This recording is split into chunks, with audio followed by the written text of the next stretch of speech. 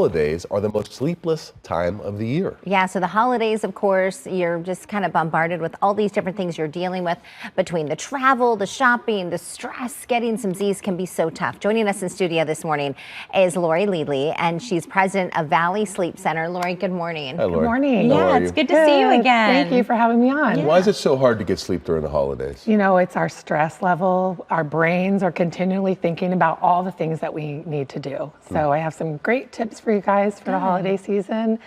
First of all, just have a power down hour, right?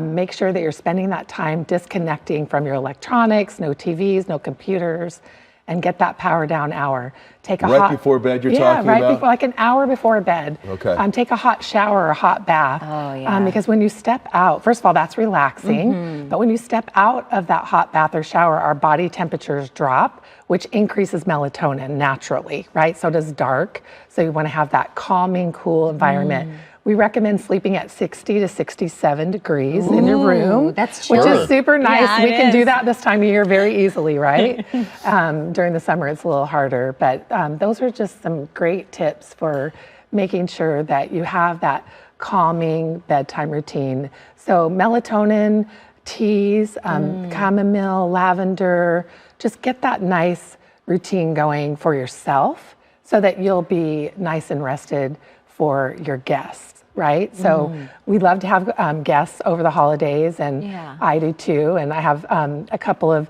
homes where people come and visit me, and so I always like to have really nice bedding. So, Comfy you know, stuff. spend the money on your bedding. Make sure you have good pillows. Like having a good supportive pillow is really important, especially when you're traveling.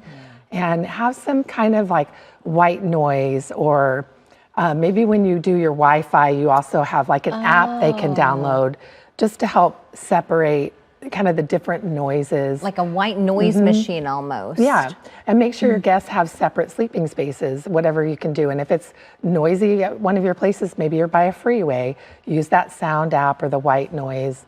Earplugs, I personally love earplugs because you can just drown out anything, and that will help you just focus on, you know, that breathing and get yourself to sleep and stay asleep. You make a good point with the pillows, because you don't realize, you often forget how much time you spend in your bed. Yes. And yes. how valuable that time is. Yeah, and use your bed for 3 S's, I call it: sleep, sex, and sick. So if you don't have one of those 3 S's going on, get out of your bed. It's for those things literally only. That's a good point. One of the issues I have when I have trouble sleeping is I'll go to sleep right away, but then all of a sudden it's 2 in the morning. Bing, you wake up and you can't get back to sleep. How do you kind of soothe yourself back? So you need to just disconnect from your thoughts. And that's a really hard thing to do, but one of the easiest things to do is focus on your breath.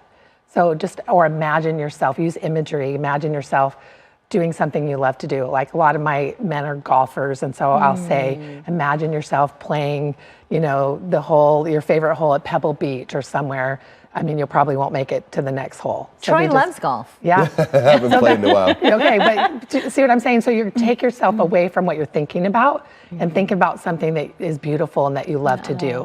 So that imagery will help you focus on your breath. Imagine your breath kind of like the ocean waves. It's like a mini meditation almost. Yes, exactly.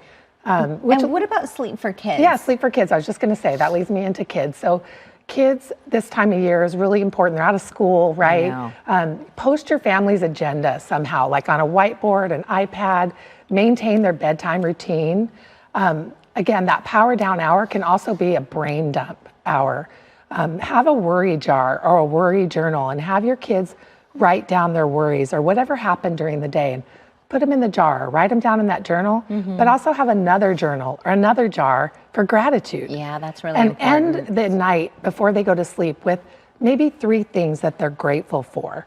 And that will help them when they put their head down on the pillow and go to sleep and stay asleep. The main thing is just keep that normal routine that you have while your kids are in school. And above all, like, take the time to teach your kids to pray and meditate. Do that as a family, and you'll have really great holiday seasons with your sleep. I love that, because then it kind of creates also this trend of togetherness. You know what I mean? You can all kind of talk openly. It's like a circle of trust, right? Tell me about your greatest fears. Let's pray about it. Let's talk about it. how can we bounce back from that? Yeah, it's really key for kids. Good. Yeah. Thank you, Lauri. How do people get in touch with you if they'd like to get some help from you? So you can email me at sleep@valleysleepcenter.com, or our website is valleysleepcenter.com. Thank you, Lauri. Yeah, great tips. I'm calm just listening to your wonderful voice. Oh, thank you. Yeah. I want to start doing that 1 hour unplug. That's what I need to do. Not Yeah, going it's through so Twitter and then important. getting ready to go Right? to sleep. Yeah. All right, we'll be right back. Stay with us.